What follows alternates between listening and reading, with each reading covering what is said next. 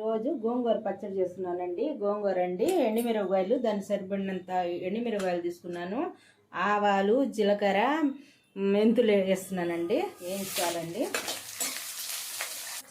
దాంట్లో ఇంగు వేస్తున్నానండి, దానికి సరిపడినంత ఇంగు వేగిపోయినాయండి. అన్నీ మిక్స్ వేగిపోయిందండి. గోంగూర వేస్తున్నానండి, సరిపడినంత ఉప్పు వేస్తున్నానండి.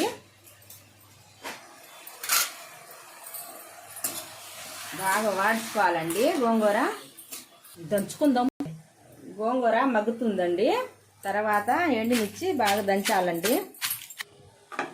మిరపకాయలు దంచేసానండి. గోంగూర మగ్గిపోయింది. గోంగూర వేస్తున్నానండి.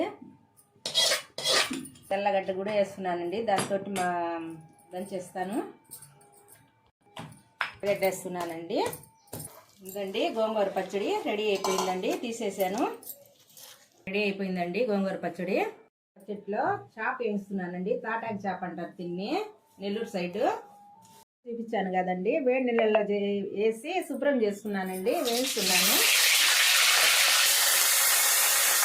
అయిపోయినాయండి. దీంట్లో పసుపు, కారం వేస్తున్నానండి. తీసేస్తున్నానండి. ఇది రైస్ అండి.